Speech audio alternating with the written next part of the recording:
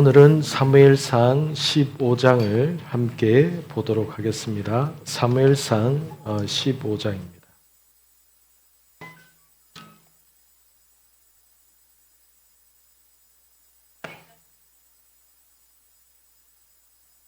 오늘 말씀의 제목은 제가 이제 사울 왕이 구원받았을까 아니면 구원받지 못했을까라는 제목을 이렇게 달았지만은 사실은 그 문제는 쉬운 부분은 이렇게 아닙니다. 그래서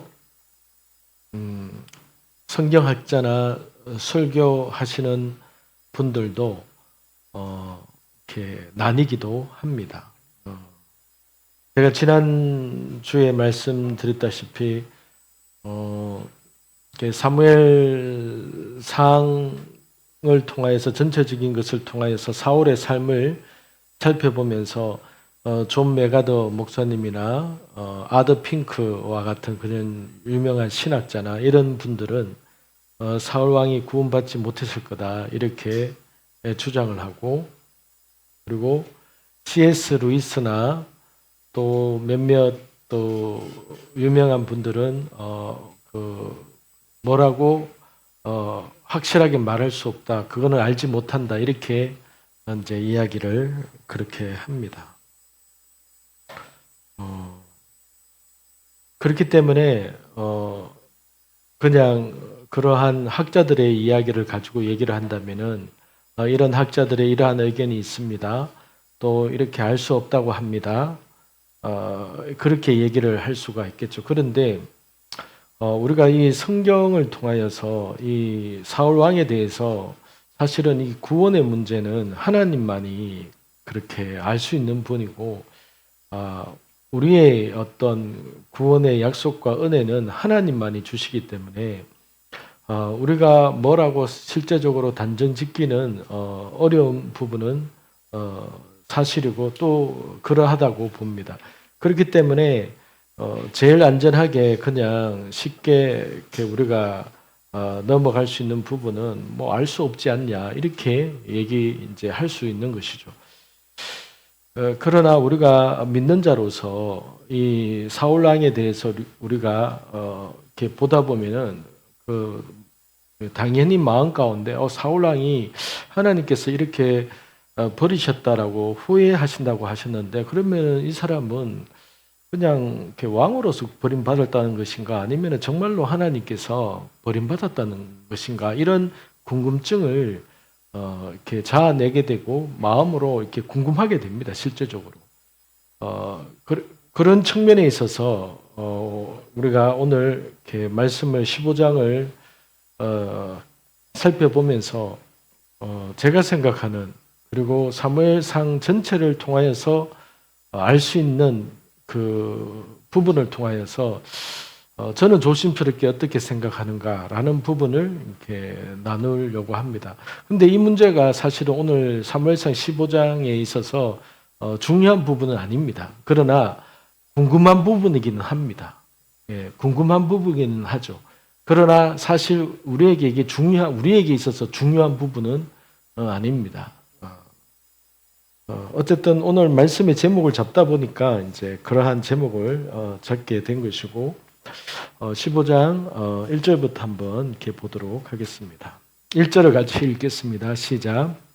사무엘이 사울에게 이르되 여호와께서 나를 보내어 왕에게 기름을 부어 그의 백성 이스라엘 위에 왕으로 삼으셨은즉 이제 왕은 여호와의 말씀을 들으소서. 사무엘이 사울에게 이르되 여호와께서 나를 보내어 왕에게 기름을 부어 그의 백성 이스라엘 위에 왕으로 삼으셨은즉, 이것은 이제 과거형이죠. 이제 왕은 여호와의 말씀을 들으소서. 이스라엘 백성의 입장에서 이제 왕으로 세워진 사울 왕이기 때문에 이스라엘 백성 입장에서는 좀 편안한 입장이 되겠죠. 왜냐하면은 왕을 구했던 이유가 사무엘 당신은 늙었고 당신의 아들은 그 모양이고, 그러니까 우리가 어떻게 이 땅 안에서 하나님의 뜻을 알고 전쟁에 나가서 승리할 수 있겠습니까? 그래서 우리에게 좀 보이는 대책을 주세요. 다른 나라들처럼 그런 왕을 좀 세워주는 게 맞지 않습니까? 이렇게 해서 왕으로 세워졌기 때문에 왕으로 세워진 상황에서는 이스라엘 백성 입장에서는 마음의 안정이 되는 것이죠. 왜냐하면 왕이 있으니까. 예전에는 어떻습니까? 사무엘 선지자는 있지만은 하나님의 말씀이 언제 어떻게 떨어질지 그리고 뭐라고 할지 알 수 없는 거고 그냥 사무엘은 한 사람의 선지자 역할을 하는 언제나 하나님의 정확한 말씀만을 전하는 그래서 때로는 너무 정확해서 감사하기도 하지만 때로는 무섭기도 하고 아마 그런 마음이었을 것 같습니다. 그런데 왕이 떡하니 눈에 보이는 왕의 존재가 있고 왕이 늘 있으면은 그 밑에 신하도 있고 그러면은 백성들이 볼 때에 우리 왕이 있으니까 우리가 마음 놓고 이렇게 지낼 수 있고 전쟁이 나면은 왕이 이러한 대책을 세우겠지. 그러면 그 전에는 전쟁이 날 것 같거나 전쟁이 나면은 우리 어떻게 해야 되지? 사무엘 선지자에게 어떻게 해야 되는지 물어봐 주세요. 이렇게 기도해야 되고 확실한 것이 없는 가운데 속에서 늘 하나님 앞에 물어봐야 되고 하나님의 뜻을 구해야 되는 그런 과정이 있었던 것이죠. 저는 지금 이제 이스라엘 백성의 입장에서 얘기를 하는 겁니다. 마치 우리 입장에서 이런 거예요. 하나님께서 누구야 내가 너에게 있어서 필요할 때에 내가 돈을 딱딱딱 줄게 하면 이게 얼마나 확실한 보장입니까? 다른 누구도 아닌 사람으로 얘기해 봅시다. 어떤 여러분의 부모나 여러분이 의지할 수 있는 경제적으로 의지할 수 있는 어떤 그 사람이 있는데 여러분에게 돈 필요하면 내가 그때 딱딱딱 줄게 이렇게 약속을 했다고 합시다. 그러면은 내 통장은 돈은 떨어져 가고 통장이 늘 이렇게 떨어질 때마다 너 돈 필요한데요. 이렇게 하면 또 채워지고 그런 삶을 살고 싶습니까? 아니면은 미리 한 500 정도나 1000 정도를 채워주면 안 됩니까? 그래서 늘 통장에 늘 한 1000만 원씩 딱 들어있어요. 그러면 우리는 전부 다 그 후자를 원합니다. 왜냐하면 든든하잖아요. 일단은 액수가 찍혀 있고 잔고가 눈에 보이면 든든합니다. 이스라엘 백성이 눈에 보이는 잔고 든든한 것을 원했던 것이죠. 그래서 왕을 요구했던 것이고 그래서 왕이 세워진 겁니다. 그래서 지금 1절에 읽었던 것 같이 이스라엘 백성들의 입장에서 보면은 이제 왕이 세워졌고 왕이 눈앞에 보이니까 백성들의 입장에서는 든든한 거예요. 그런데 여러분 1절 보면은 사무엘 선지자가 왕이여 이제 왕이 하시는 말씀을 들으소서 이렇게 얘기를 합니다. 예전 같으면은 왕이 없을 때는 어떻습니까? 사무엘이 하나님 앞에 들은 이 내용을 가지고 전쟁을 치르든지 장로들을 불러서 하나님의 말씀을 전해서 실행하면 되는 겁니다. 그런데 제가 사무엘상 그때 11장, 12장에서 나누었듯이 하나님과 사무엘 간의 관계 안에서 그 친밀한 관계 안에서 대화가 깊고 모든 것을 이렇게 나누고 하는 그 관계 안에서는 하나님 입장에서는 이 관계가 좋았던 겁니다. 그런데 백성들이 우리에게도 그냥 보이는 왕을 세워주세요 하면서 덩그러니 왕이 세워지고 나니까 백성 입장에서는 그 상황이 좋은데 하나님 입장에서는 사무엘과 하나님과 사이의 관계가 좋은 가운데 속에서 떡하니 제3자가 이 관계 안에 들어오게 되면서 그동안 친밀했던 이 관계 안에 왕이라는 사람이 들어옴을 통해서 제가 인간적으로 표현하는 거예요. 하나님 입장에서는 둘 사이가 굉장히 좋았는데 또 다른 한 사람이 끼어듦을 통하여서 이제는 이 새로 들어오게 된 이 왕과 하나님과의 관계를 사무엘과 같이 그와 같은 관계로 또 만들어야 되는 그 부담감, 그 책임감이 하나님에게는 생긴 것이죠. 그래서 하나님이 11장, 12장, 13장에서 그 사울 왕을 사무엘과 같은 존재로 만들시기 위해서 훈련하고 테스트를 하실 수밖에 없는 것이죠. 왜냐하면 사무엘과는 너무나도 깊은 것까지도 통달하고 교제 나누고 말하면 다 알아듣고 그대로 실행하는. 왜? 사무엘은 어렸을 때부터 젖됐을 때부터 하나님 앞에 바쳐져서 그 삶을 훈련했으니까. 그런데 사울 왕은 양 먹이고 목축 활동하다가 목자하다가 어느 날 갑자기 기름 부음을 받아서 왕으로서 떡하니 세워졌기 때문에 하나님 입장에서는 이 왕을 다루고 훈련시킬 그 긴박함, 그 책임감이 있는 것이죠.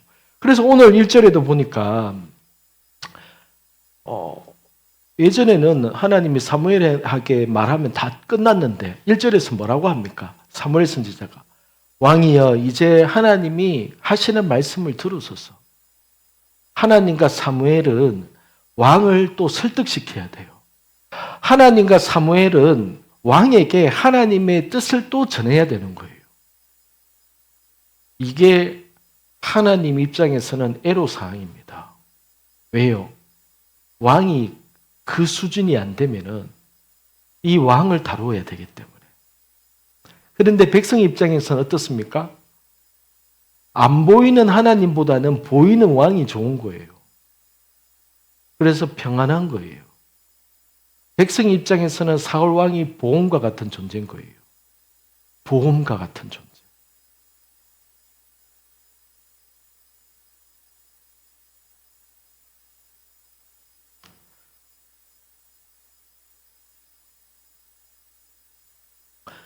그래서 15장 1절에서 이야기하는 이 상황이 우리가 눈으로 볼 때는 그냥 아무렇지도 않게 넘어갈 수 있는 구절일 수도 있지만은 이 상황이 그렇게 하나님 입장에서는 달가운 상황이 아닌 겁니다.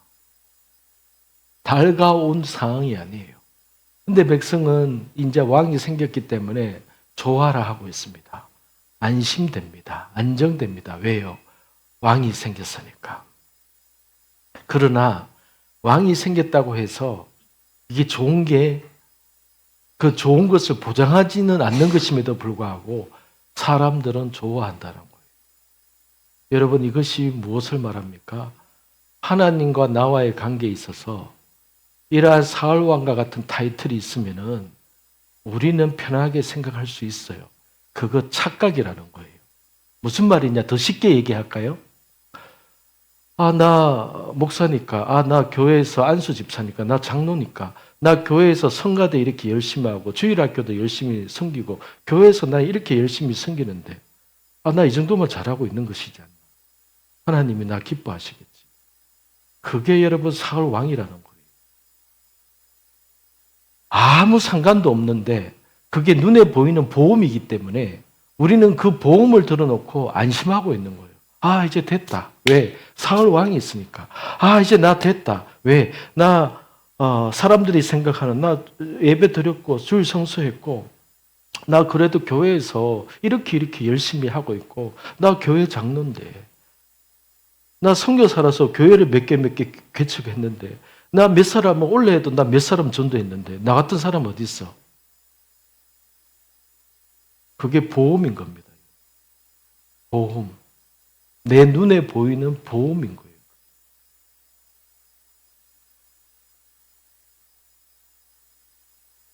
하나님은 그것으로 인해서 이스라엘이 이제 잘 됐구나. 이스라엘이 이제 잘 되겠네. 라고 하나님을 생각하지 않고 하나님은 오히려 조마조마한 거예요, 지금. 하나님은 지금 조마조마한 거예요. 왜요? 이 사울왕이 내 앞에서 어떻게 행동할까? 어떤 말을 할까? 조마조마한 거예요. 하나님은 조마조마한데 이스라엘 사람들은 희희낙낙하는 거예요. 왜요? 왕이 세워졌으니까. 눈앞에 왕이 보이니까. 든든한 거예요. 왜? 내가 이제 좀 못해도 될 것 같아요. 왜? 왕이 알아서 해줄 것 같으니까. 우리가 신앙생활 하면서 가지는 그런 보험과 같은 존재. 어떤 내 타이틀, 내가 교회에서 뭐 좀 하고 있는 그러한 일들,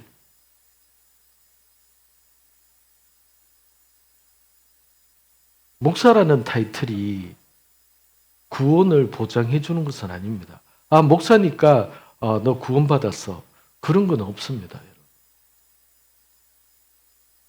오히려 더 무거운 책임과 더 하나님 앞에서 하나님이 물으실 내용이 더 많으신 것이지. 그러면 하나님의 관심은 어디에 있는 것일까요? 언제나 여러분, 구약이나 신약이나 오늘날에 있어서 그 하나님의 관심이나 마음이 바뀌는 게 아닙니다. 하나님의 마음은요, 우리를 향한 하나님의 마음은 창세기 때나 창조 때나 구약 때나 신약 때나 지금이나 똑같습니다. 하나님의 마음. 저들이 내 마음을 알았으면 좋겠는데, 내 마음을 알면은 저들에게 많은 복이 있을 건데, 저들이 속지 않아야 될 텐데, 이게 아버지의 큰 마음이거든요. 지난주에 13장, 14장을 하면서 하나님은 13장에서 이미 사울 왕을 테스트를 하셨던 것이죠. 7일을 기다려라. 그런데 사무엘 선지자가 13장에 보면은 그 약속한 7일째에 오지 않았어요. 그래서 사울 왕이 해서는 안 될 일을 하게 된 겁니다. 그런데 그것으로 인해서 하나님이 내가 사울 왕을 버렸다. 내 마음에 맞는 자를 내가 세울 것이다. 그 한 번의 그 실수와 같은 일, 딴 것도 아니고 사무엘이 먼저 예배에 늦었는데 예배에 늦은 사무엘은 나무라지지 않고 나는 제 시간에 예배하려고 그렇게 하려고 한 행동인데 하나님이 나를 버리시다니? 이런 느낌이 들 정도의 사건이 13장에 있었던 것이죠. 하나님은 사울 왕을 테스트하고 싶었던 거예요. 정말 그 은혜로 왕으로 이렇게 세워졌지만은 2년간의 그의 삶을 보니까 하나님 마음 가운데 불편함이 있는 거예요. 2년 동안 왕으로서 어떻게 지내는지를 하나님이 보셨기 때문에. 예언의 은사를 부어줬고 정말로 하나님의 은혜도 맛보게 해줬는데 그 부름받은 이 위치, 하나님이 준 이 은혜에 대해서 귀하다고 생각할 줄도 모르고 하나님 앞에서 내가 이 역할을 하나님 앞에 받은 이 나의 부름을 어떻게 이루을지에 대해서 그렇게 고민하는 것 같지도 않은 거예요. 그래서 2년쯤 지났을 때에 하나님이 사울 왕을 전쟁을 앞두고 테스트를 하는 겁니다. 그런데 그 테스트에 사울 왕이 딱 넘어진 거예요. 그래서 하나님께서 내가 너를 버릴 거다. 내 마음에 맞는 자를 내가 세울 것이다. 그러면서 13장에 보면 사무엘이 그를 위해서 밤새도록 사울 왕을 한다고 하는 그런 내용들을 보게 되고 그 나라를 위해서 중보기도를 내가 쉬지 않고 하겠다 이렇게 하는 내용을 이렇게 보게 됩니다. 그리고 나서 오늘 15장에서 하나님께서 마지막 테스트를 하는 거예요. 사울 왕에게. 사울 왕에게 마지막 테스트를 하는 거예요. 그 테스트가 이제 아말렉 족속을 진멸하라라는 테스트였습니다. 2절을 같이 읽겠습니다. 시작. 만군의 여호와께서 이같이 말씀하시기를 아말렉이 이스라엘에 대한 일 곧 애굽에서 나올 때에 길에서 대적한 일로 내가 그들을 벌하노니 3절에 보면은 지금 가서 아말렉을 쳐서 그들의 모든 소유를 남기지 말고 진멸하되 남녀와 소와 젖먹이는 아이와 우양과 낙타와 나귀를 죽이라 하셨나이다. 진멸이라고 했습니다. 완전히 전체를 몰살시키는 것을 얘기합니다. 여기에 보면은 여러분 남자와 여자와 소아와 남자와 여자와 유아까지도 죽여라. 그리고 그 집에 젖먹이는 아이가 있다면 그 아이도 죽여라. 그리고 모든 우양과 낙타와 나귀를 죽여라. 이것이 진멸입니다. 그러면은 여러분, 우리가 하나님을 우리는 이해할 수도 없지만은 하나님을 잘 알지 못하는 상황에서는 이런 부분에 있어서 그냥 쉽게 하나님이 너무 잔인하신 게 아닌가. 어떻게 젖먹이는 아이까지 죽이라고 할까? 여러분 상상을 해보세요. 여러분이 지금 이 이스라엘 그 군인이라고 생각해 보세요. 가서 여러분 여자뿐만 아니라 그 젖먹이는 애까지 죽여야 돼요. 그리고 태어난 그 엄마가 안고 있는 그 영아까지 그냥 칼로 죽여야 돼요. 칼로.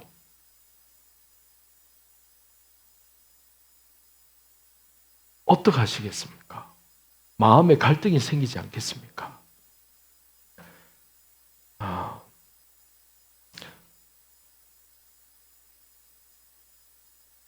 그래서 여러분, 그런데 하나님은 구약의 하나님은 잔인하시고 신약에는 은혜의 시대이기 때문에 은혜로우시고 그렇게 말하시는 분도 계시는데 그거 잘못 생각하는 거예요. 하나님은 동일하세요. 하나님은 동일하십니다. 그래서 인간적인 마음이 충만한 사람이 하나님을 보면은 예수 믿기가 힘든 겁니다, 여러분. 세상의 문화에 인간적인 마음이 충만한 사람들은 예수 잘 믿기가 힘듭니다. 성경에서는 믿음으로 행하고 하는 이런 모든 것들을 보면은 이해할 수 없고 잘 받아들이지 않는 내용들이 훨씬 많기 때문에. 근데 이 아말렉 족속을 왜 멸하라 했는지는 그 이유는 이제 오늘 말씀하시기 때문에 이 부분에 있어서는 우리가 이해할 수 있지만은 그러나 하나님께서 왜 아말렉 족속을 멸해야 되는지를 말하지 않고 말씀하실 수도 있는 거거든요. 그럼 그럴 때에 저와 여러분이 만약 이 시대에 들어가서 전쟁을 싸워야 하는 사람이라면은 그 여러분 가운데 좀 더 정의롭고 평화주의자고 인권을 중요하게 생각하는 사람이라면은 우리가 꼭 그래야 되나? 뭐 때문에 이런 여러 가지 생각과 의문과 이런 불편한 마음과 여러 가지 짜증과 이런 여러 가지 갈등 사항이 생기게 이렇게 될 겁니다. 그래서 여러분 하나님 앞에서 제가 지금 여기서 하고자 하는 얘기는 뭔가 하면은 우리가 하나님의 마음을 다 알 수는 없지만은 그러나 하나님의 마음을 충분하게 알고자 애써야 될 이유가 여기에 있는 겁니다. 왜냐하면은 하나님을 우리는 아는 만큼 내가 순종할 수 있기 때문입니다. 하나님을 잘 알지 못하는 가운데 속에서는 모든 것이 불평거리고 모든 것이 힘든 겁니다.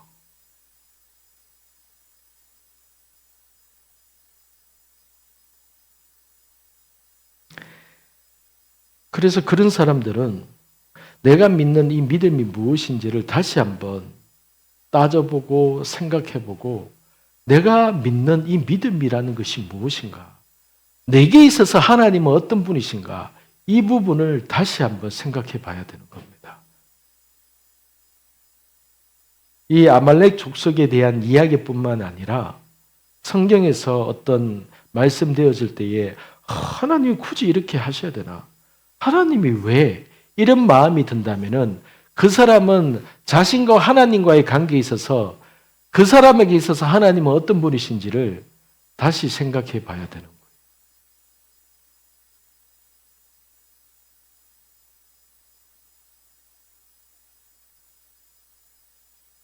그리고 그런 생각이 주로 많은 사람들은 제가 알기로는 제가 믿기로는 제가 깨달은 바로는 복을 받기가 힘듭니다. 복을 받기가 힘듭니다. 모든 장애물이 그 사람 안에 다 가지고 하나님이 내려오는 복을 가로막는 모든 장애물이 자기 안에 다 있기 때문에 그렇습니다.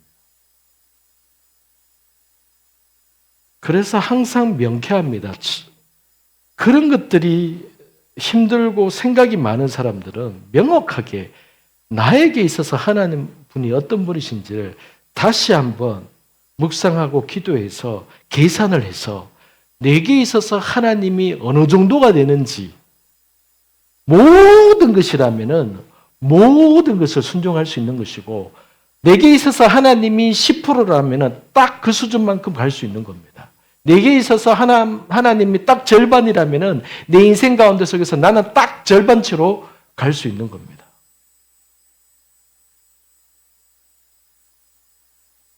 아말렉 이야기를 좀 하겠습니다. 하나님이 이제 그들을 애굽에서 나올 때에 길에서 대적한 일로 내가 그들을 벌하겠다 이렇게 얘기를 하셨잖아요. 아말렉 족속을 벌하겠다는 이 하나님의 이 명령과 이 약속이 여러 사람을 통해서 하나님이 구약 성경에서 말씀하셨습니다. 그만큼 하나님의 진노를 일으킨 거예요. 왜 그럴까요? 출애굽에서 나온 이스라엘 백성이 이제 하나님께서 행하려고 하는 이 땅 전체, 이 지구 전체의 구원을 위한 딱 첫 단계에서 그것을 망치려고 사단이 아말렉 사람을 충동질해서 어떤 일을 벌였거든요. 그러니까 하나님께서 노발대발 하시는 거예요. 그러면 그 내용이 뭐냐 하면은 신명기 25장의 17절에서 19절을 보겠습니다. 신명기 25장 17절에서 19절을 보면은 너희는 애굽에서 나오는 길에 아말렉이 네게 행한 일을 기억하라. 여러분 이 신명기 25장은요. 하나님께서 모세에게 이제 가나안 땅에 들어가기 전에 모세에게 마지막으로 이스라엘 백성들에게 쭉 명령하고 정리하면서 가나안 땅의 삶을 끝나고 광야 생활을 끝나고 가나안 땅으로 들어가려고 하는 이스라엘 백성들에게 하나님께서 모세를 통해서 말씀하시는 내용인 거거든요. 그래서 신명기 25장 17절에 보면은 너희는 애굽에서 나오는 길에 아말렉이 네게 행한 일을 기억해라. 18절 곧 그들이 너를 길에서 만나 네가 피곤할 때에 네 뒤에 떨어진 약한 자들을 쳤고 하나님을 두려워하지 아니하였느니라. 여러분 이제 새벽에 애굽에서 이제 장자가 죽고 나갈 때 그날 새벽에 이제 이렇게 나왔어요. 그리고 홍해를 건넜어요. 그리고 물이 없어서 불평했을 때 그 갈증나고 지치고 힘들었을 때예요. 그때에 사람이 육체적으로 힘들면 어떻게 됩니까? 영적으로도 다운됩니다. 여러분 사람이 육체적으로 힘들면요. 교회 가기도 싫고 기도하기도 힘들어요. 나 오늘 그만 쉴란다 이런 마음이 생겨요. 딱 그때에 아말렉이 뒤에서 약한 자들 그렇게 힘들어서 나 못 가, 나 뭐 도저히 이런 사람들을 딱 뒤에서 치기 시작한 거예요. 얍삽하게 이렇게 한 거예요. 아말렉이 누구냐 하면은 에서의 후손이거든요. 에서의 손자가 아말렉인데 그 아말렉의 후손이 아말렉 족속이에요. 에서. 그러니까 야곱의 그 형제였는데 이스라엘 백성이 이렇게 광야에서 힘들고 지쳤을 때에 아말렉 족속이 뒤에서부터 연약한 사람들부터 그렇게 치기 시작한 거예요. 그래서 19절에 보면은 내 하나님 여호와께서 네게 기업으로 주어 차지하는 땅에서 네 하나님 여호와께서 사방에 있는 모든 적군으로부터 네게 안식을 주실 때에 너는 천하에서 아말렉에 대한 기억을 지워버리라. 이스라엘 족속에게 하는 말이에요. 너희가 가나안 땅에 들어가서 좀 평안해졌을 때에 그때에 너희는 아말렉을 진멸해라. 아말렉을 전체 몰살시켜라. 이게 하나님의 명령이었습니다. 왜요? 사단의 게임에 의해서 이 아말렉이라는 민족이 하나님을 모르는 것도 아니에요. 하나님을 대적해서 벌인 일이기 때문에 하나님께서 하나님의 백성, 하나님의 자녀에 대해서 이렇게 하는 자를 하나님께서 그냥 두고 안 부신다는 거예요. 더구나 하나님의 자녀만으로 오늘날 그렇게 하신다는 게 아니라 하나님의 기업과 뜻을, 하나님의 약속을 성취해 가는 과정 가운데 있었기 때문에 오늘날에도 여러분, 우리가 하나님의 부름을 받고 하나님의 뜻을 이루기 위해서 갈 때에 그 하나님의 뜻을 바라보고 나아가는 자에게 이와 같이 뒤에서 해코지를 한다거나 그 사람을 비방하거나 판단하는 자를 하나님께서 판단하시겠다는 거예요. 그래서 여러분, 우리가 살아가는 데 있어서 전체적으로 그냥 저와 여러분 사이에, 저와 여러분 안에서 우리 모두가 그 중요한 원칙으로 가져야 될 게 뭐냐 하면은 마태복음 7장에 있는 말씀처럼 남을 판단하지 말아라. 남을 비판하지 말아라. 판단하는 것으로 너희가 비판을 받을 것이요.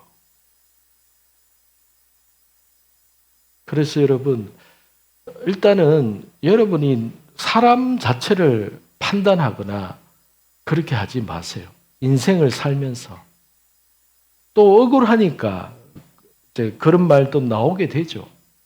그런데 그것이 그 사람에게 해당되지 않는 내용이라면 혹여나 그것이 나에게 다 돌아오게 돼 있다는 거예요. 특히 여러분, 하나님의 일을 한다고 하는 성도나 선교사나 목회자에 대해서는 더더욱 하지 마세요. 그거는 모든 사람에 대한 판단이나 평가가 마지막 때 심판 때에 하나님께서 하시는 일이기 때문에 판단은요, 우리한테 할 수 있는 권한이 주어져 있지 않습니다.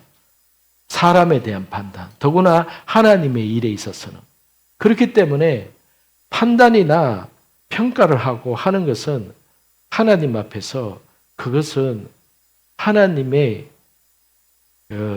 잠자는 사자의 코털을 건드리는 것과 같이 하나님이 너 자꾸 그러면은 내가 너도 판단해볼까? 이렇게 하나님을 자꾸 건드리는 거예요. 하나님 나도 판단하세요. 나도 판단하세요. 이렇게 되는 거예요.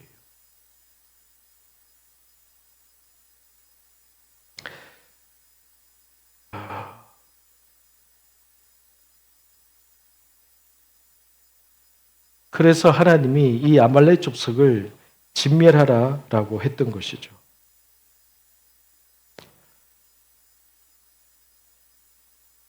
그런데 우리가 잘 아는 대로 진멸하지 않았습니다. 그리고 왜 그렇게 했냐라고 했을 때에 이 사울 왕이 이 15장에서 하나님께 예물을 드리려고 좋은 양이나 좋은 소는 남겨놓았습니다. 하나님께 예배하기 위해서 남겨놓았습니다.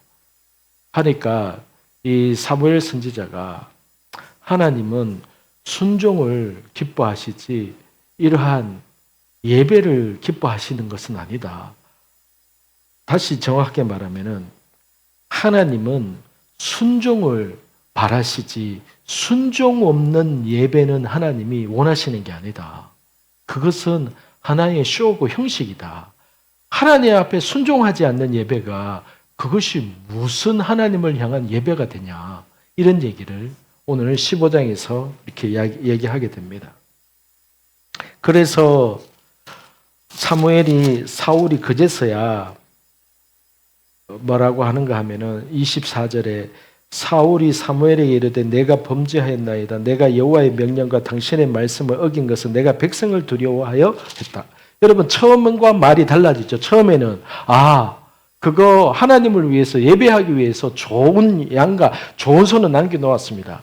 그런데 사무엘이 정확한 말로 하나님이 어젯밤에 나에게 당신에 대해서 말했는데 해줄까요? 하니까 왕이 해주세요 하니까 하나님께서 당신에게 이렇게 말씀하셨다. 딱 하니까 사울 왕이 내가 범죄하였습니다. 사실은 내가 백성을 두려워하여서.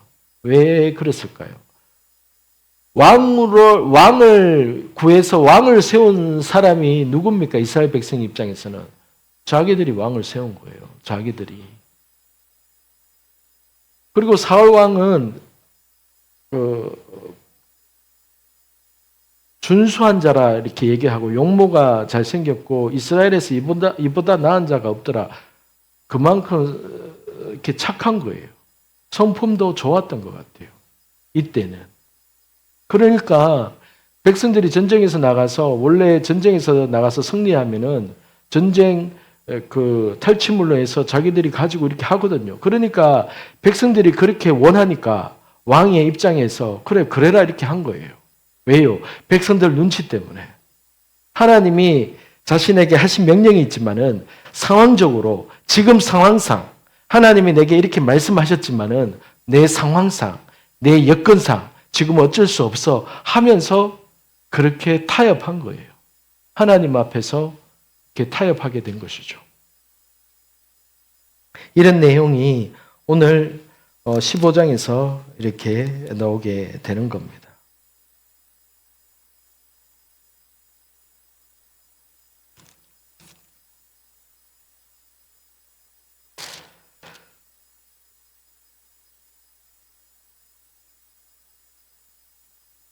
(32절) (33절) 보겠습니다. 사무엘이 이르되 너희는 아말렉 사람의 왕 아각을 내게로 끌어오라 하였더니 아각이 즐거이 오며 이르되 진실로 사망의 괴로움이 지나도다 하니라.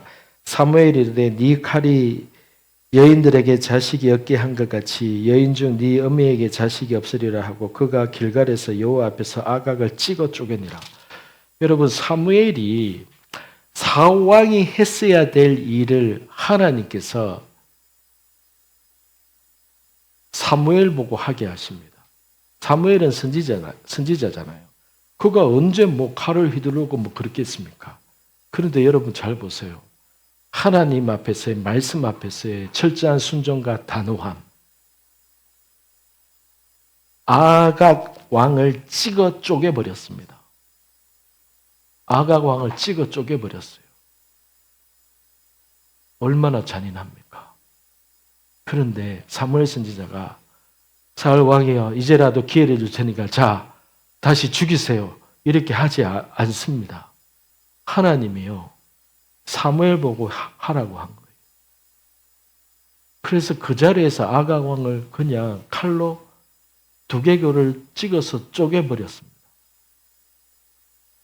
도대체 하나님이 왜 이러실까요?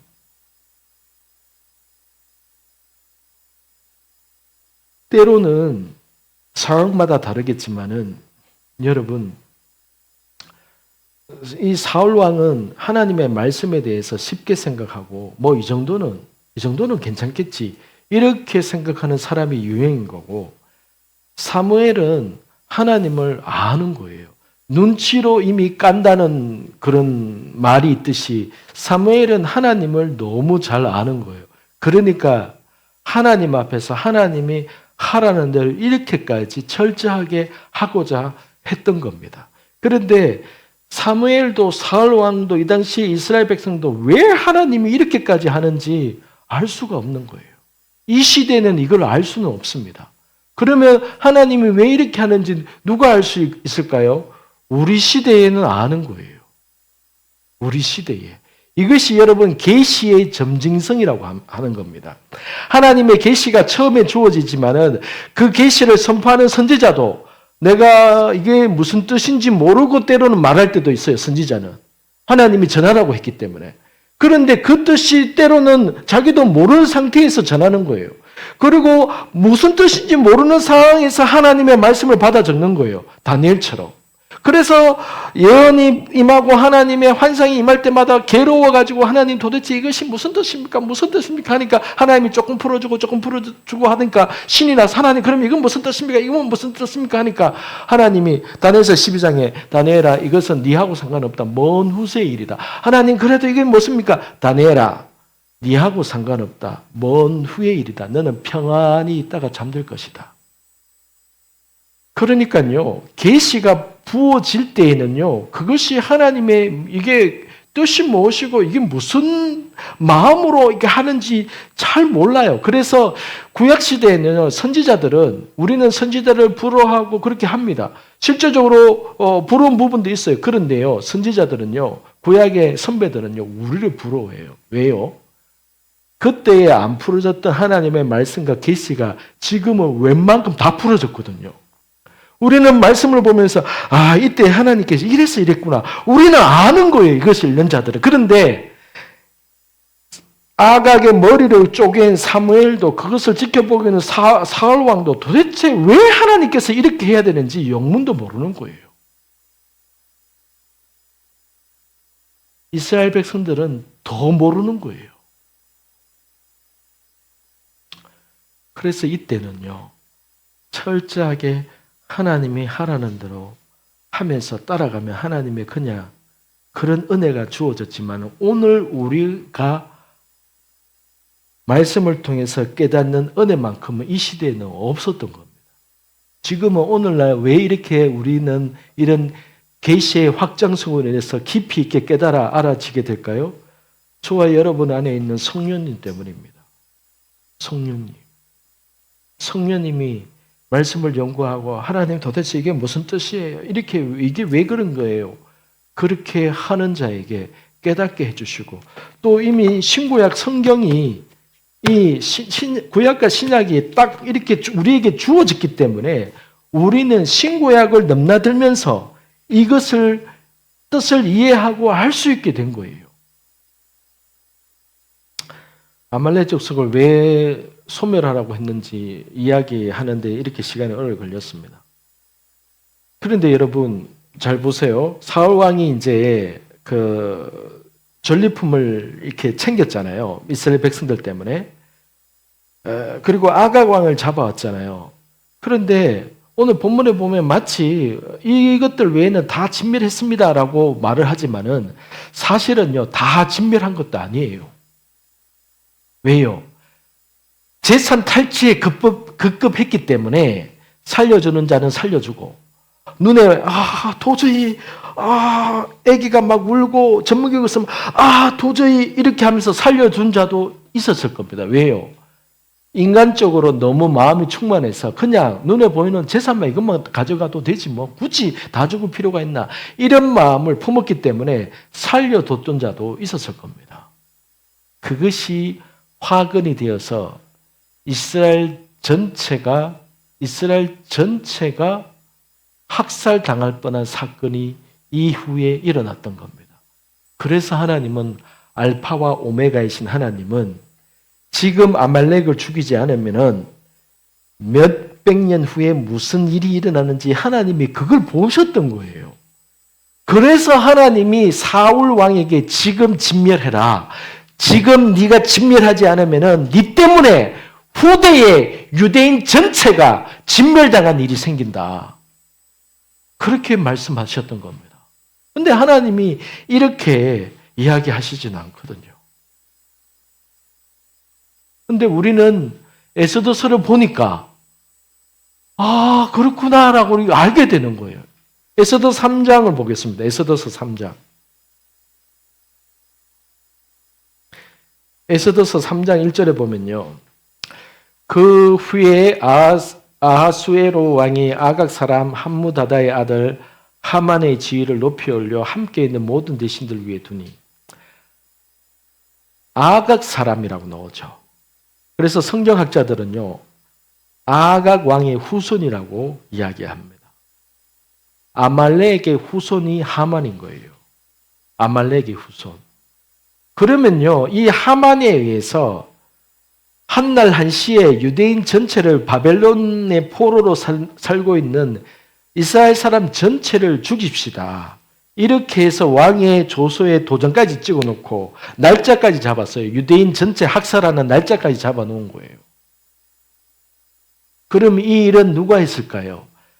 하만이 했겠습니까? 물론 하만은요. 자기 조상들에 대한 그 억하심죠. 이스라엘 민족이 우리 민족 전체를 몰살하려고 했었지. 라는 그 자기 민족에 대한 원수로서 이렇게 행했겠지만 그 원수감 뒤에는 사단이 하만을 통해서 유대인 민족을 말살시키려고 했던 것이죠. 왜요?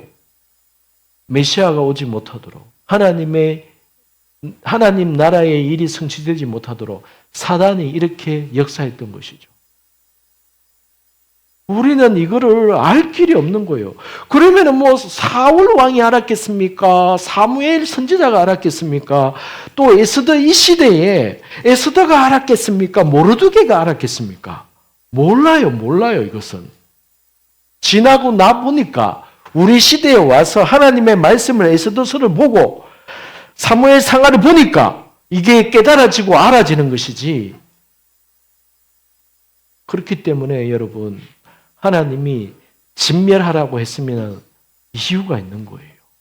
그러면 진멸해야 되는 겁니다. 여러분, 이제부터 저와 여러분이 어떻게 해야 되는지 아십니까? 하나님의 뜻을 명확하게 믿음으로 받은 것이 있다면 그냥 하라는 대로 하면 되는 거예요. 그것이 우리에게 복인 겁니다. 하나님, 이건 왜 이렇게 되는 거예요?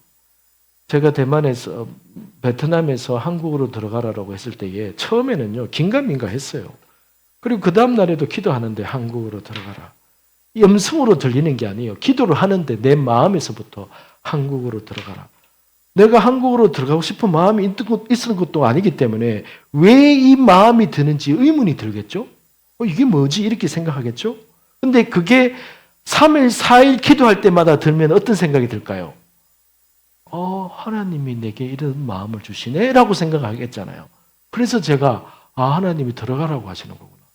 그러면 이제, 하나님, 한국으로 왜 들어가야 되는지 주님 알려주세요. 하나님, 저희는 한국에 들어가면 있을 곳도 없고, 애들 4명인데 학교에 어디 보내야 되고, 하나님, 선교단체에는 뭐라고 말을 해야 됩니까?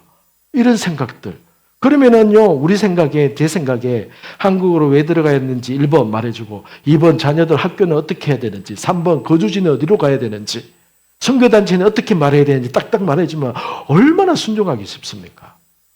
그런데 제 경험에 있어서는 그때에 저에게 그 말씀을 안 해주셨어요.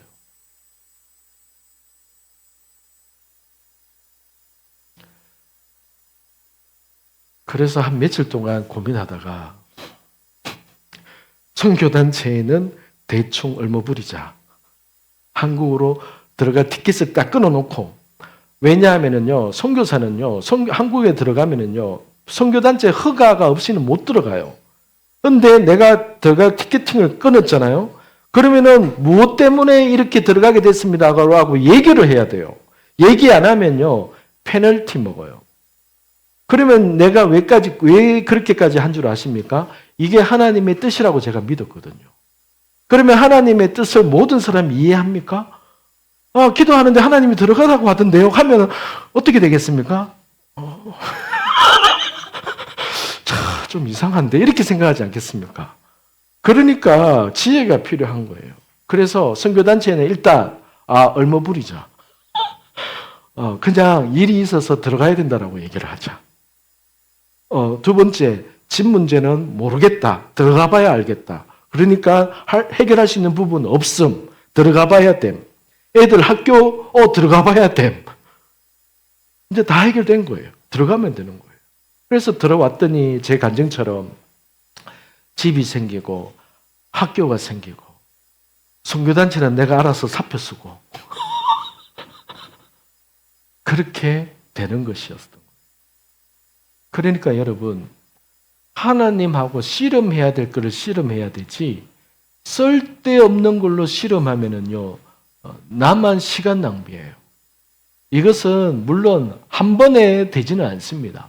하나님과 기도하면서 듣는 기도하고, 아무래도 이게 하나님께서 들어가라고 하시는 거네 라는 마음과 믿음이 생기는 거예요.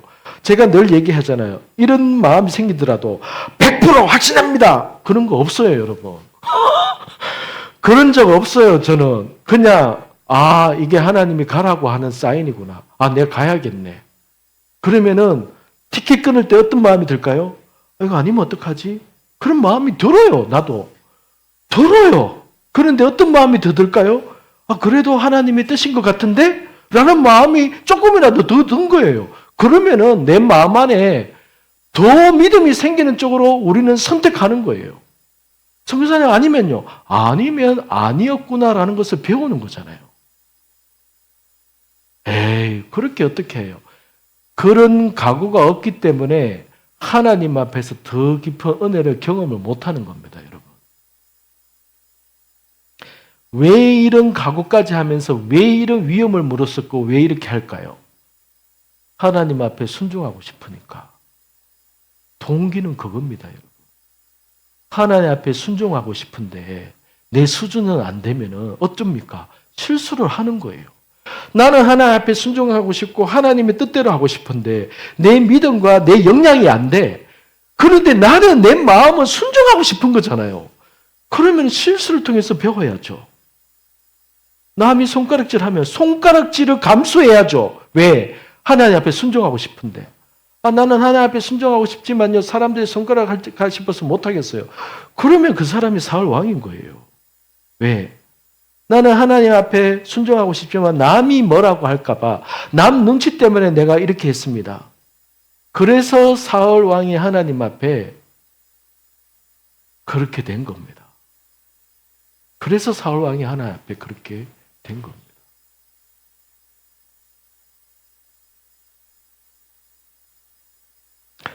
여러분, 하나님 앞에서 내 선택과 내 결정의 결과에 대해서는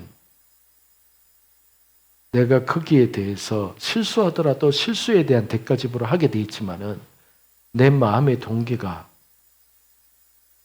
우리의 마음을 감찰하시고 내 마음 속을 아세요, 하나님은. 그래서 내가 지금 이 행동을 왜 하는지 그렇게 할 때에 남은 내가 속일 수 있어요. 내가 이 행동을 왜 하는지 그럴싸하게 포장을 하면은 눈앞에 있는 사람을 속일 수 있어요. 그런데 하나님은 속지 않습니다.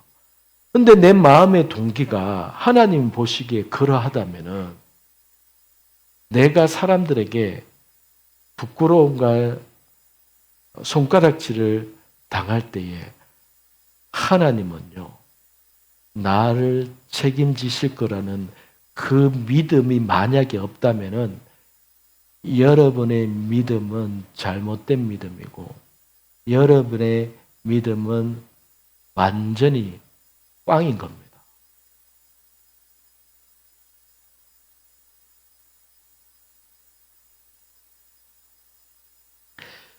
그 믿음이 없이는 우리가 이 땅에서 성경의 어떤 다른 말씀을 통해서 내게 주어지는 믿음을 가질 수가 없습니다, 여러분. 하나님 앞에서 내가 하나님 앞에 순종하고자 하면서 내가 남한테 무시당할 수도 있지, 내가 남한테 업심여김을 보일 수도 있지. 그런데 나는 그런 과정을 통해서도 하나님 앞에 하나님을 더 알고 싶고 나는 하나님 앞에 순종하고 싶어. 내 수준이 이런데 나는 실수를 통해서라도 내가 하나님 앞에 배워가고 싶어.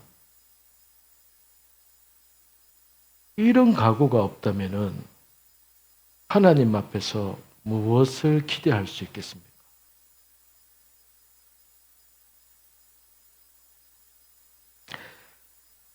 근데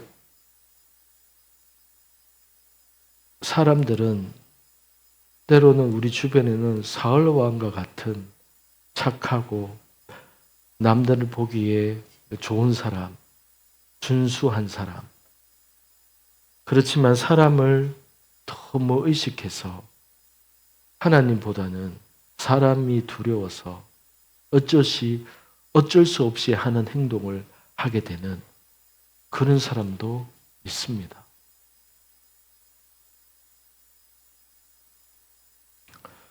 무슨 얘기를 하다가 제 베트남 얘기까지 한지 모르겠는데 하나님 앞에서 여러분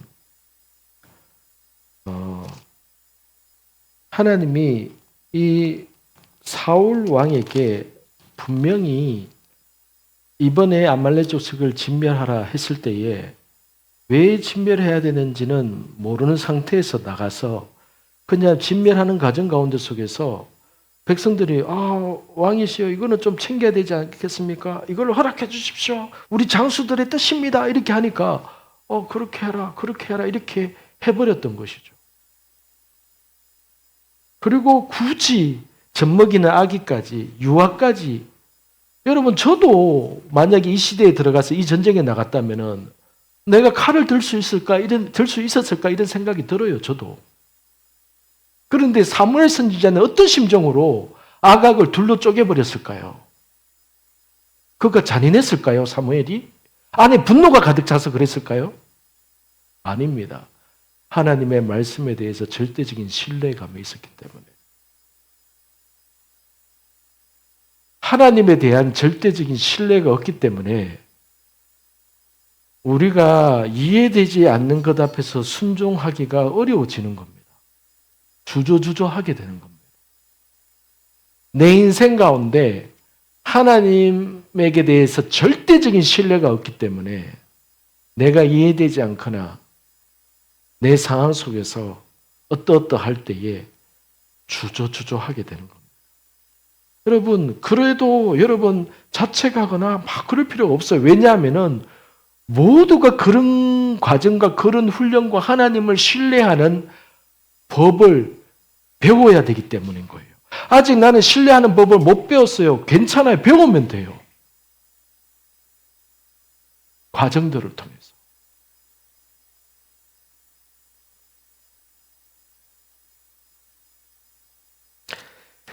그래서 이 아각 왕을 사울이 100% 어중간하게 순종했기 때문에 에스더 시대에 유대인들이 전멸당할 뻔한 겁니다. 유대인들이 전멸당할 뻔한 거예요. 에스더 시대에 그럼 왜 이러한 일이 일어났나? 사울 왕 때문이에요. 사울 왕 때문에. 그 착하디 착한 사울 왕 때문에. 너무 착해가지고 후대의 유대 민족들이 다 죽을 뻔한 거예요.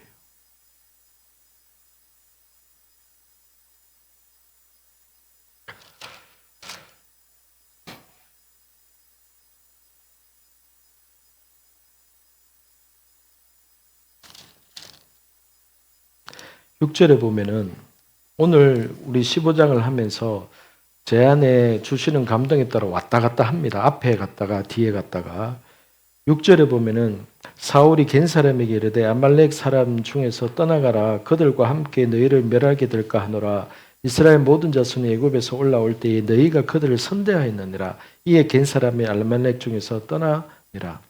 여러분 겐 사람은요 가인의 후손입니다. 가인의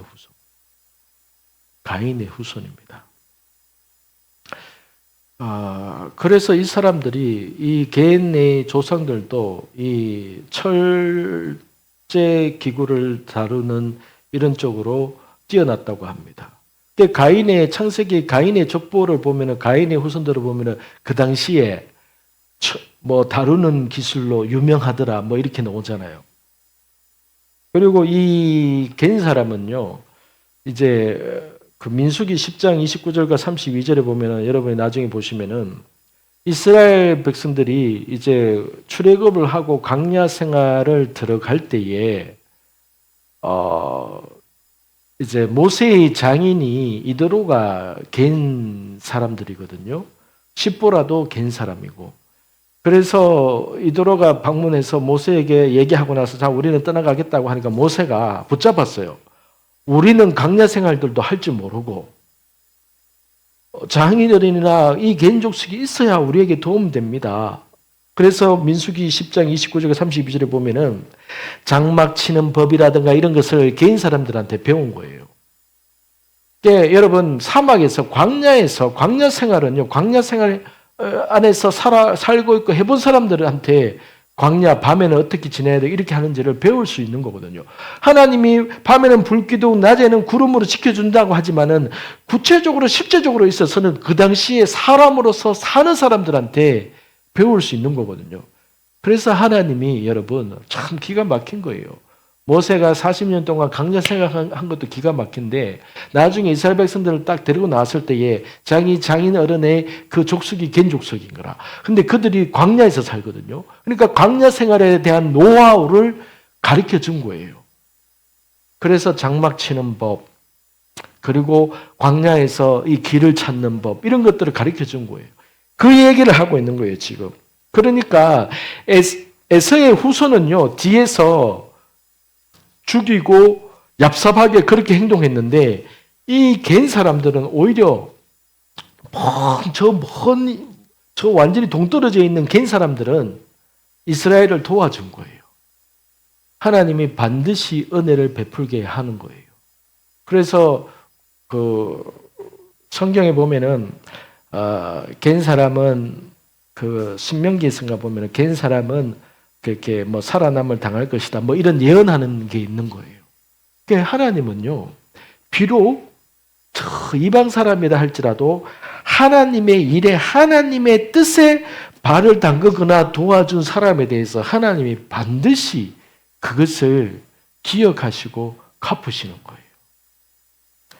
그래서 겐 사람은 아말렉 족속이 멸할 때에 이렇게 살아나게 되었습니다. 하나님이 모든 것을 보고 계시는 거예요. 모든 것을.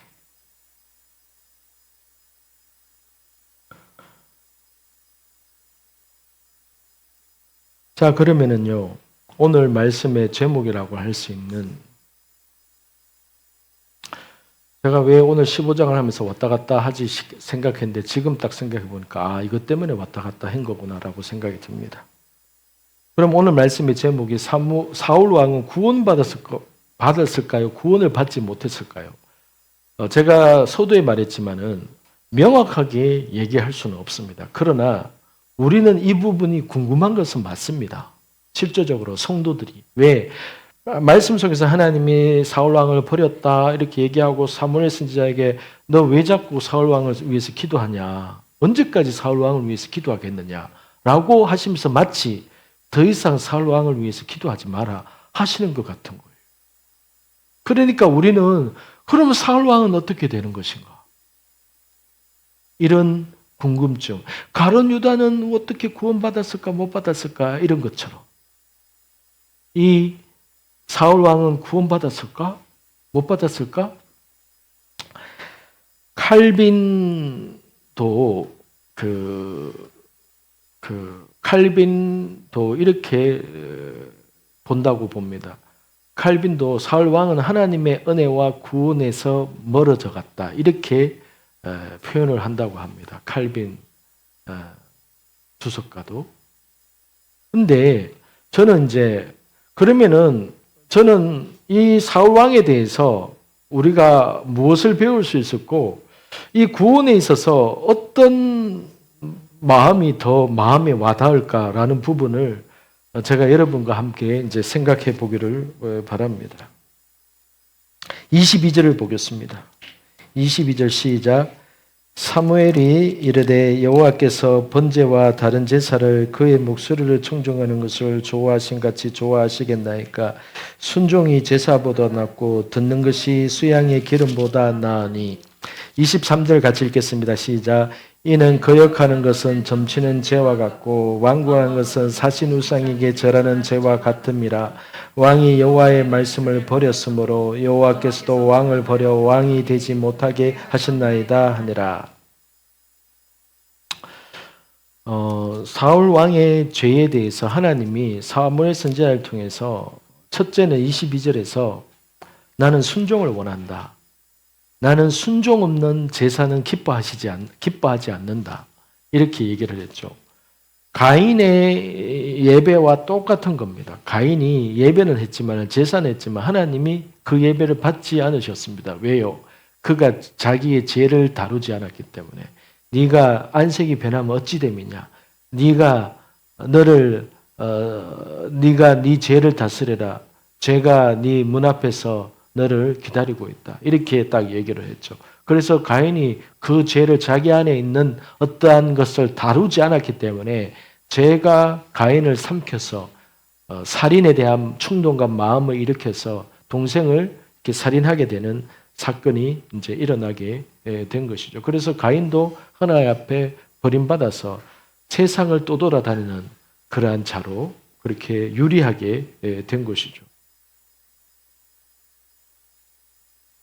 23절에 보면은 거역하는 것은 점치는 죄와 같고 완고한 것은 우상 숭배와 같다. 거역하는 것은 당신 점치는 것과 같습니다. 당신 방금 점친 겁니다. 완고한 것은 당신 방금 우상에게 절한 것과 같습니다. 우상 숭배한 것과 같습니다. 우상을 숭배했다. 우상에게 절한 것과 같다. 여러분, 이것이 그냥 이때의 사울의 죄의 상태를 설명하는 것 같은데 이것이 앞으로 사울이 타락할 모습을 예언한 것 같기도 해요. 왜냐하면 여러분, 나중에 사무엘상 28장을 우리가 하게 되는데 사무엘 28장에 보면은요, 사울 왕이 이제 블레셋과의 전쟁을 앞두고 있는데 하나님을 먼저 찾아요. 하나님 어떻게 해야 됩니까? 하는데 하나님이 응답을 안 주세요. 하나님이 말씀을 안 주세요. 그러니까 사울 왕이 누구를 찾아가느냐? 신접한 여인을 점치러 갔어요. 그래서 사무엘 좀 불러내라 해가지고 막 사무엘 불러내고 하는 거예요. 또 사람들은 그게 사무엘 맞습니까? 이렇게 생각해요. 우리는 이제 딱 알아야 되죠. 그거 다 가짜라는 거. 귀신이 속이는 거. 어쨌든 사울 왕이 점을 치러 간 거예요. 자, 보세요. 하나님 앞에 물었는데 여러분, 하나님 앞에 묻고자 막 했는데 하나님이 내게 말씀을 안 하셔. 아이고, 점이나 보러 갈란다. 이렇게 하는 사람 있습니까? 너무 간절해서 그렇잖아요. 너무 간절해서 너무 긴박하고 근데 아무리 봐도 기도해도 음성이 안 들려. 그런데 누가 저기 어디에 방금 장군 신을 받은 용한 사람이 있다고 하더라. 모든 거 다 얘기해 준대. 그러면은 난 하나님 앞에 아무리 기도해도 내게 말씀 안 해주셨으니까 그 장군 신한테 한번 가서 물어봐야겠다. 이렇게 하는 그리스도인이 있습니까?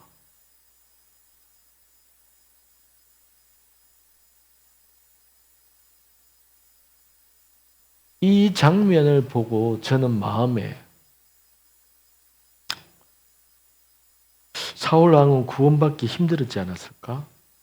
구약 성경에 신접한 여인을 찾아가고 그를 찾는 자는 이스라엘 백성에서 죽여라고 되어 있고 그리고 이스라엘 백성에서 끊어지리라 이렇게 하나님이 율법에서 그렇게 얘기하거든요. 신접한 여인, 무당에게 찾아가고 조언 구하고 하는 자는 이스라엘 백성에서 이렇게 죽여라 되어 있거든요. 하나님은 신접한 여인이나 무당과 교류하고 찾아가고 하는 것에 대해서 엄격히 하나님은 금하셨습니다. 그런데 사울 왕이 이미 예언도 맛을 봤죠. 이미 선지자를 통해서 자기가 어떻게 왕이 되는지 이것도 알아요. 그리고 자신이 왜 왕지에서 버림을 받았는지도 알아요. 알면서도 자기 다음에 왕으로 세워진 다윗을 죽이려고 사람들을 그렇게 보내요. 그럼에도 불구하고 다윗이 자기를 3번이나 죽일 수 있는 데에도 불구하고 나를 죽이지 않았구나 하면서 보통의 사람은 막 울면서 하나님 다윗을 통해서 나를 이렇게 깨우쳐 주시군요 하면서 회개에도 부족했을 텐데 그런 회개도 안 해. 그리고 마지막에는 끝까지 내 이 왕위를 지키고자 하면서 신접한 여인을 찾아가서 묻고 그렇게 해. 이 사람이 구원 받을 수 있을까라는 생각을 저는 해봅니다.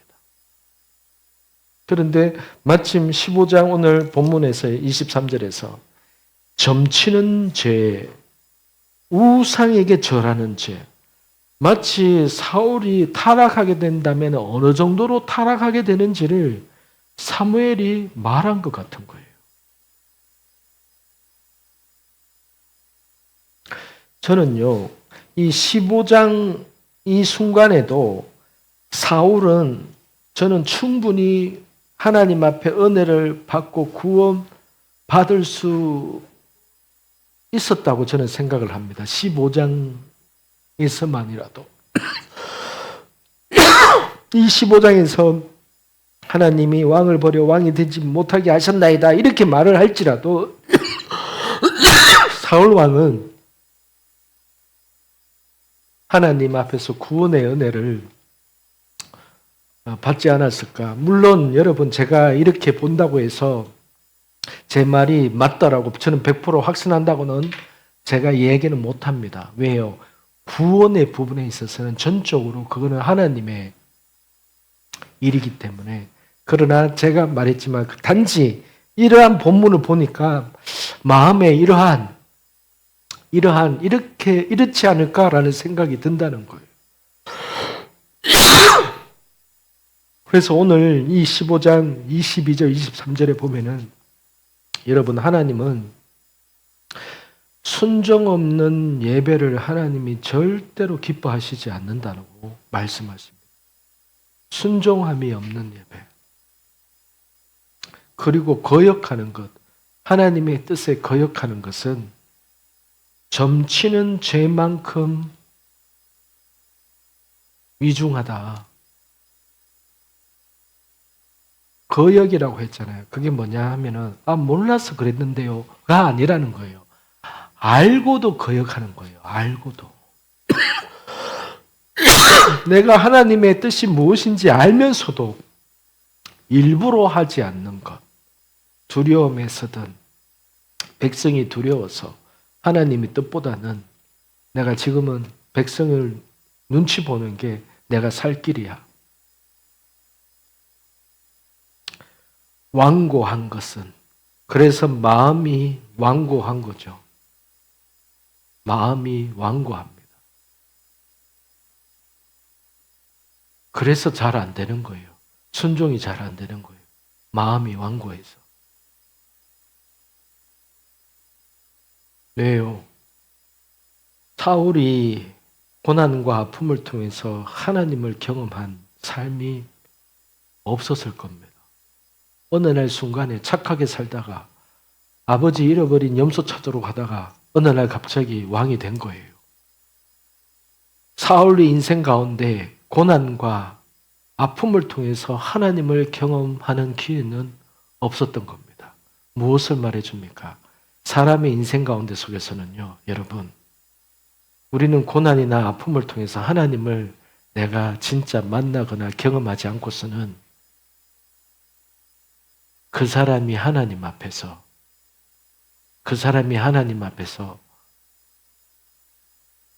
가지는 마음, 신앙, 이 모든 것들이 정말로 하나님을 만난 그 안에서 나오는 것과 다를 수 있다는 겁니다.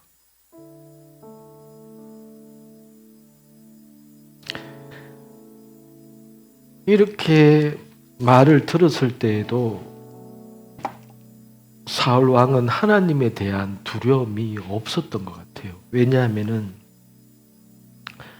계속 연주하세요. 왜냐하면은 25절에 이렇게 얘기하잖아요. 청하오니 지금 내 죄를 사하고 나와 함께 돌아가서 나로 하여금 여호와께 경배하게 하소서. 마치 예배를 너무 사모하는 사람 같이 보입니다.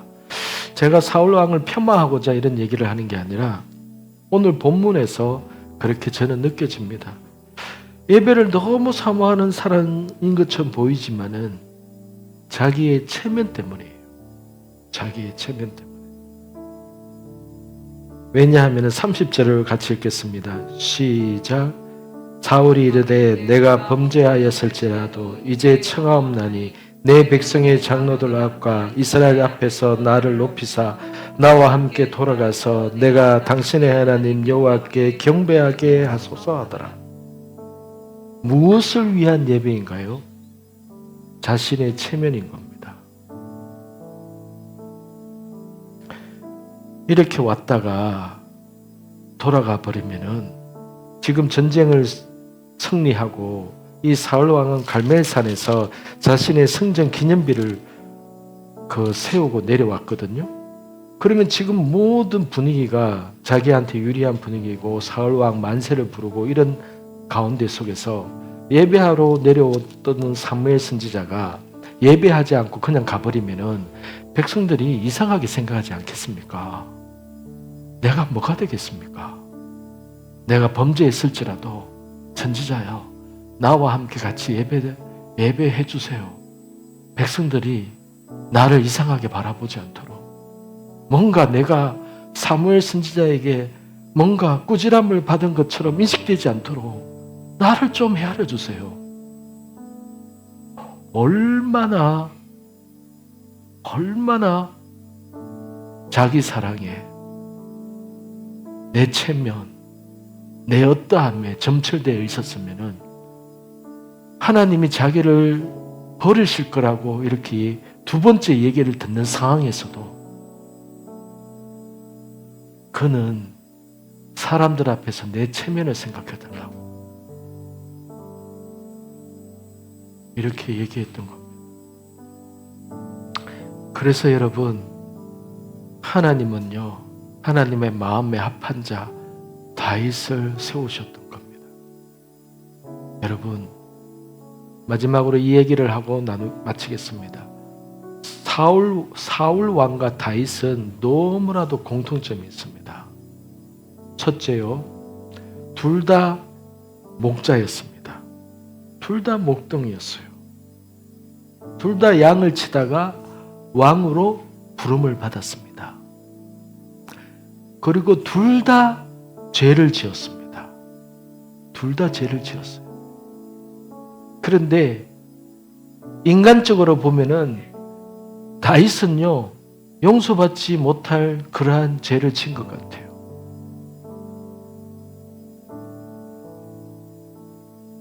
가늠한 여자의 남편까지도 죽여버렸으니까 그건 누가 용서하겠습니까?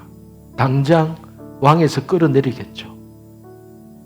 그런데 사울 왕은요, 그러한 사람들의 눈에 평가적으로 범죄 사실이나 그러한 범죄는 저지르지 않았어요. 사람들 눈에는 범죄를 저지르지 않았어요. 그런데 하나님은 사울 왕을 버리셨고 다윗은요, 그 가늠한 다윗은요, 용서해 주면서 하나님이 내 마음에 합한 자다. 내 마음에 나는 마지막 때에도 다윗과 같은, 다윗의 예배와 같은 그러한 예배를 나는 찾는다. 이렇게 하셨다는 거예요. 우리에게 무엇을 말해주는 것일까요? 우리의 신앙이, 내가 지금 살아가고 있는 이는 모든 것이 여러분 하나님 앞에서인 겁니다. 하나님 앞에서.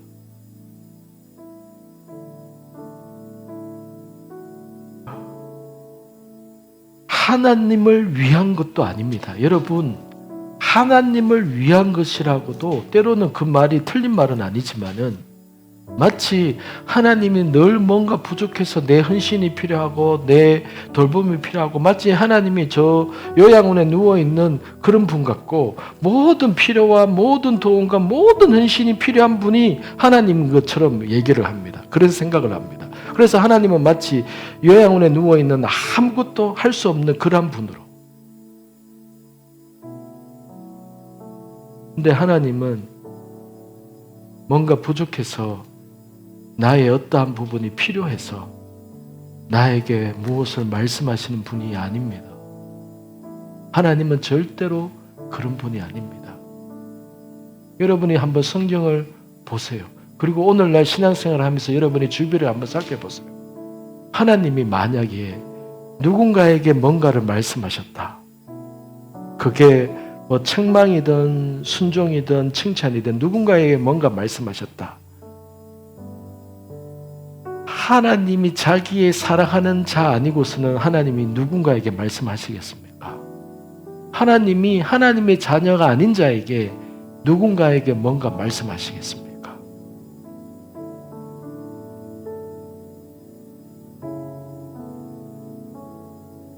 하나님 아버지는 나의 하나님인 것만으로도 우리에게 있어서 그냥 충분합니다. 여러분. 하나님은 내 아빠로서 내가 하나님을 나의 아빠로 나의 아버지로 부를 수 있는 은혜를 주신 것만으로도 우리에게는 충분합니다. 충분해요.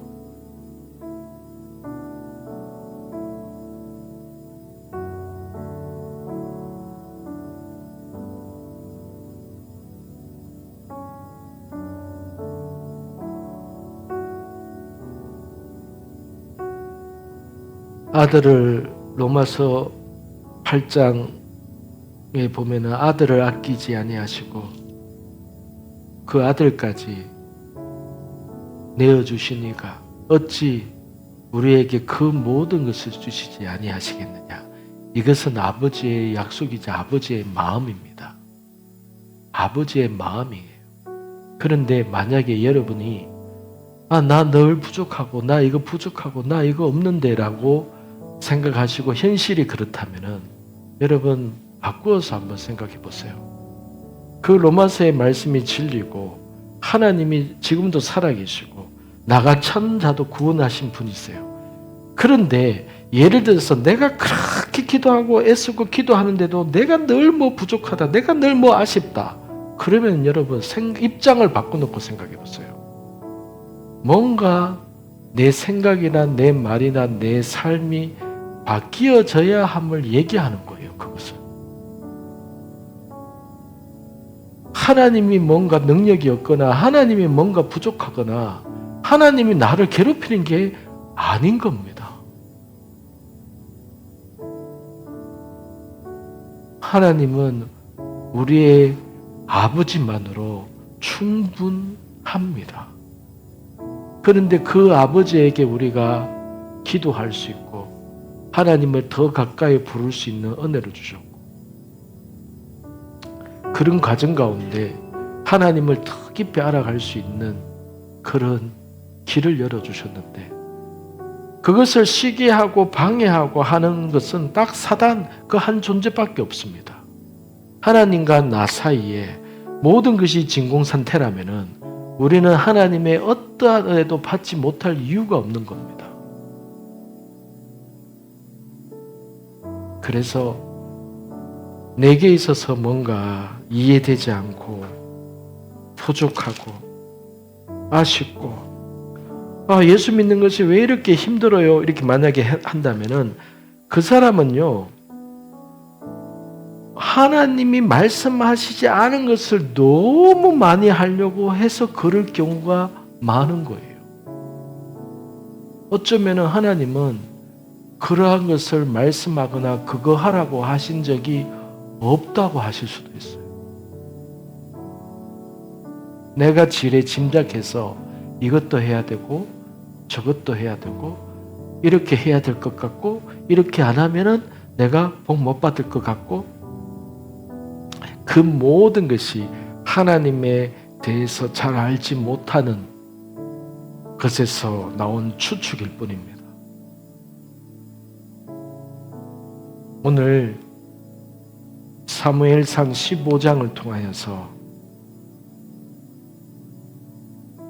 하나님은 제가 카운팅하기에는 이렇게 두 번만 기회를 주신 게 아니라 방금 깨달아진 거지만은 다윗을 통해서도 또 기회를 주신 거였어요. 자기는 그렇게 죽이려고 했는데 그 다윗이 자기를 안 죽여요. 분명히 죽일 수 있었음에도 불구하고 안 죽여요. 그러면 무엇을 깨달아야 되는 것일까요? 하나님이 내게 은혜를 주시는 거. 하나님은 알고 보면은 이렇게 잔잔하게 끝도 없이 나에게 은혜를 부어주시지만은 나에게 기회를 주시지만은 사울 왕 같은 상태가 되었을 때에는 여러분 하나님의 악신을 부리신다라는 본문이 그 말씀이 하나님이 일부러 사울 왕에게 귀신을 집어넣었다 이렇게 생각하면은 그것은 오해입니다. 오늘 이 15장에서부터 시작되는 사울의 인생, 사울 왕의 인생 가운데 마치 가인이 하나님 앞에서 분명히 힌트를 줬죠. 가인아, 너 지금 네 죄를 다스리지 않으면은 죄가 너를 삼키려고 문지방 앞에서 기다린다는 게 뭘까요? 그 문으로 들어온다는 거잖아요. 가인에게 들어가려고 사단이 틈을 노리고 있었던 거예요. 언제요? 죄와 타협할 때에, 순종하지 않을 때에 그 죄가 가인의 마음 가운데 동생을 죽이고자 하는 마음으로 들어간다는 거예요. 여러분, 가룟 유다에게 그 예수를 팔고자 하는 마음을 하나님이 집어넣었습니까? 아닌 겁니다. 가룟 유다 스스로가 그 문을 연 거예요. 그러면은 이 사울 왕의 상태에서 점점 나빠져서 사울 왕의 몸 상태가 귀신이 들락날락 할 정도로 그 정도의 몸 상태가 되어버린 거예요. 그래서 여러분, 우리가 오늘 이 15장을 보면서 이 사울 왕의 이야기를 볼 때에 너무 단순해 보이는 이야기인 것 같지만 사실은 이 안에는 하나님이 우리에게 말로 다 표현할 수 없는 아버지의 사랑과 아버지의 뜻과 아버지의 인내와 아버지의 기회와 이것을 통해서 우리에게 말씀하고 계시는 하나님의 마음이 있다는 겁니다.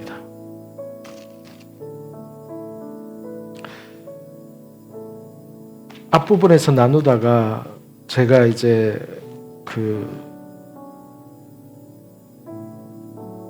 사람을 판단하는 부분에 대해서 이제 얘기를 했었는데, 사람에 대해서, 특히 하나님의 사람에 대해서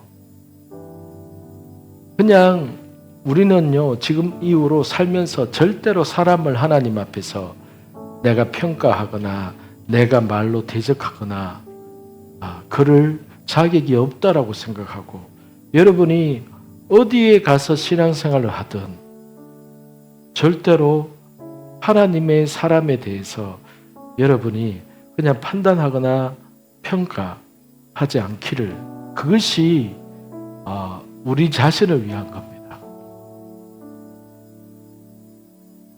그런 부분이 만약에 있다면 하나님이 이렇게 말씀해 주십니다. 말씀해 주실 때 그것을 어느 정도로 내가 그 말씀에 반응하느냐에 따라서 내 삶에 있어서 이렇게 달라지는 부분이 있는데, 제 인생 가운데 속에서 돌파가, 제가 생각할 때는 돌파라고 보면 돌파가 일어났던 두 가지 사건이 있어요. 그것은 한 가지 사건은 제가 간증에도 나누었는데, 대만에서 기도를 이렇게 하고 있는데 하나님께서 내가 잘못을 저지른 그 부분에 대해서 생각나게 했고, 그래서 저는 회개를 했죠. 근데 회개를 해도 계속 자꾸 찔림을 받으니까 또 회개를 하고, 근데 거기에 대해서 자유하지가 않는 거예요. 그래서 하나님 어떻게 해야 됩니까? 이렇게 기도를 하는데 하나님께서 제 마음 가운데, 제 마음에 그 사람한테 가서 사과하라고 하는 거예요. 아니, 사과하라고 한 게 아니라 사과해야겠다는 마음이 든 거예요. 그런데 이게 내 마음일 것 같아서 처음에는 순종하지 않았습니다. 그런데 나중에 되니까 제 와이프도 그 얘기를 하고, 그렇게 하니까 내가 사과하는 게 맞겠구나 해서 제가 대만에서 저 멀리 비행기 타고 다른 나라로 갔어요. 나로 인해서 상처 받았을 사람한테. 그게 여러분 그 당시에는 저에게 쉬운 일은 아닙니다. 비행기 티켓을 꺼내야 되고 그 사과하러 거기까지 가는 것도 그렇고. 그래서 실제적으로 가서 얘기했더니 그분도 정말로 사과하러 여기까지 비행기 타고 왔냐고, 다른 일로 오신 게 아니냐고, 사과하러 왔다니까. 깜짝 놀라는 거예요. 그래서 딱 사과하고 비행기 타고 다시 대만으로 왔습니다. 그때 이후부터 하나님께서 더 은혜를 부어주셨고, 그 이후로 대만으로 가게 되는 그런 상황들이 생겼습니다. 아니, 말레이시아로 가게 되는 그 상황이 생겼습니다. 내 마음에 내가 여러분, 우리가 하나님 앞에서 만약에 하나님이 내가 어떤 잘못한 거에 대해서 내가 기도했을 때에 그것으로 하나님이 내게 평안을 주시면 그것으로 끝나는 거지만은, 그런데 만약에 하나님께서 나에게 사과하라는 마음을 주시면은 그것을 그렇게 하지 않으면은 물론 하나님이 혼내거나 그러시지는 않으시겠죠. 그런데 그 이후에 저에게 복이 있었다는 것을, 제가 돌파가 일어났다는 것을 얘기를 하는 겁니다. 그러니까 돌파는 그런 잔잔한 어떤 음성 가운데 내가 그 음성을 하나님의 말씀으로 얼마나 비중 있게 생각하느냐 안 하느냐에 따라서 돌파가 주어지는 겁니다. 비행기 안 타고 가도 되는 거잖아요. 회개했고 또 전화로도 할 수 있는 거잖아요. 그런데 그 순간에 내가 받았던 마음은, 내가 이렇게 하는 것을 하나님이 기뻐하실 것 같아, 내가 이렇게 하는 게 맞아, 이 마음이 들었던 거예요. 그래서 저는 그렇게 하고 싶었어요. 한편으로는 그렇게 하기까지가 무지 힘들었어요. 무지 힘들었어요. 그래서 2달을 미루다가 2달 만에 비행기 타고 간 거예요. 그런데 돌파가 그 이후에 일어났습니다. 돌파가. 두 번째, 2015년 일입니다. 말레이시아에 있으면서 미국의 빌 존스 목사님의 설교가 너무 좋아서 그 빌 존스 목사님의 말씀을 듣고 있으니까 빌 존스 목사님을 한번 직접 보면 좋겠다 이런 마음이 들었는데, 한국에 HIM 집회에 빌 존스 목사님이 온다는 것을 말레이시아에서 광고를 통해서 보았어요. HIM 집회라는 것도 알지도 못했고, 근데 빌 존스 목사님이 온다고 하니까 여러 가지로 막 기도하다가, 여러 가지 다른 이유도 있었지만은 어쨌든 주 목적은 빌 존스 목사님 한번 설교 들으러 오겠다는 마음으로 말레이시아에서 비행기 타고 한국으로 왔어요. 그래서 집회에 참석을 했는데, 빌 존스 목사님 때문에 집회를 참석한 거지만 HIM이나 이런 거에 대해서 모르잖아요. 그래서 이제 네이버나 이런 데 HIM 찾아보고, 그 HIM 그 대표 되시는 홍정식 목사님 이런 분도 찾아보니까 네이버에 다 이단이라고 나오는 거예요. 그러니까 중간에 앉아있다가 갑자기 마음이 불편해지기 시작한 거예요. 우리가 지금 어디에 앉아있는 거지? 이러면서. 특히 이제 제 아내가 더 그런 마음을 이제 가졌던 거고, 저는 그냥 그런가 보다 이렇게 하고 있었는데, 근데 아내나 저에게 똑같이 동일한 마음이 부어진 거예요. 근데 아내가 먼저 그런 고백을 하더라고요. 기도를 하는데 하나님께서 회개하라고 하셨다면서. 함부로 이 목사님에서 판단하고 이단이고 이 사람이 이런 사람일 것 같은데, 그렇게 생각하고 불편하게 생각하고 마음을 가진 거에 대해서 회개하라고. 근데 제 마음에도 하나님이 내가 의심하고 이렇게 생각한 거에 대해서 회개하라고 하시는 거예요. 그래서 제가 그 자리에서 하나님, 다시는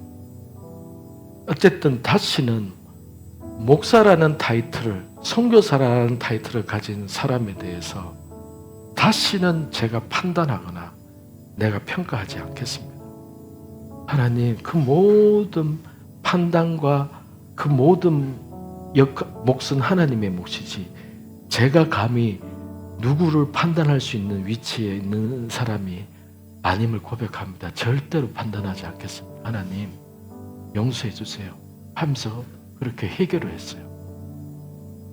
그러면서 집회 마지막 날에 하나님, 베들교회 한번 가고 싶습니다. 그런데 갈 수 있는 형편은 전혀 안 됐어요.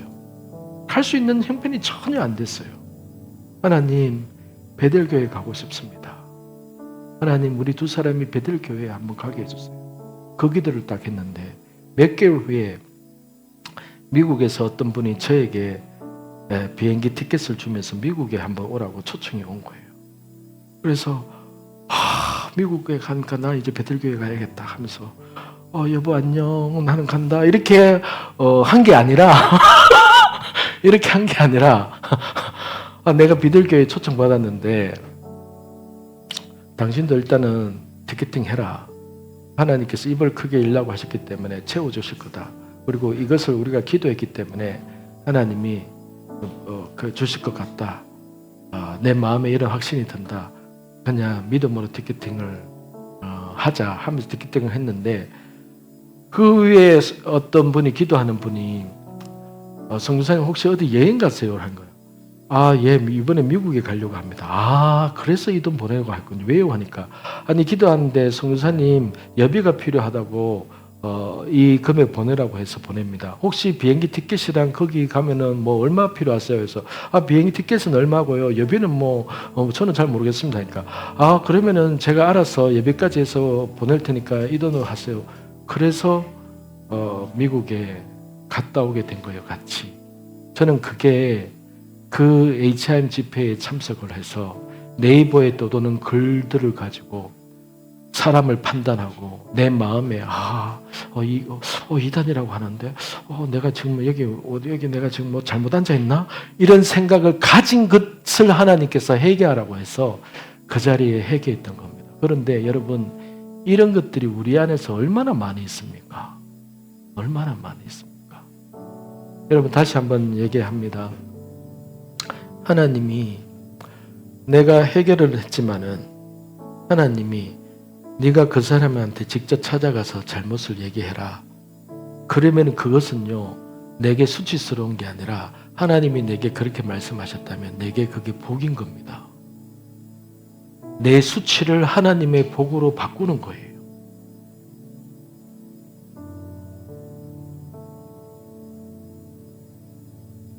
수치 때문에 복을 거부한다면 어쩔 수 없는 거고. 두 번째는 하나님께서 그래서 제가 그때 이후로 2015년 이후로 제가 사석에서든 누군가와 또 목사님끼리 대화하거든 하면은 목사님들은 그럴 수 있잖아요. 사실은 그럴 수 있는 건 아니에요. 목사님들이 있으면은 누구 뭐가 어떻다더라 이런 얘기를 하거든요. 근데 그냥 불편해서 그냥 저는 자리를 떠난다든가 거기에 말을 안 섞어 버린다든가 최대한 그렇게 하려고 노력해 왔어요. 지금까지. 그래서 그게 어느 정도 되니까 지금은 자연스럽게 남을 판단하거나 이런 자리에 있으면 그냥 내 마음이 그냥 불편해요. 여러분 이게 저의 어떤 원칙이 되었고 교훈이 되었지만은 저는 여러분에게도 이와 같은 일이 일어나기를 축복합니다.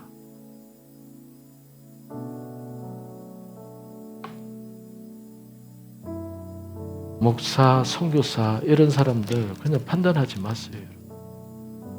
그냥 하나님 앞에 기도하시고 그래도 힘들면 그냥 다른 곳으로 가면 돼요. 내가 굳이 판단하면서까지 그 자리에 있을 이유는 없습니다.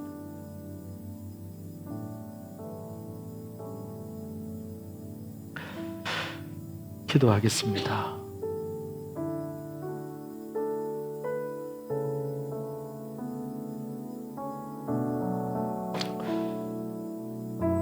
아버지 하나님, 오늘 사무엘 15장을 통하여서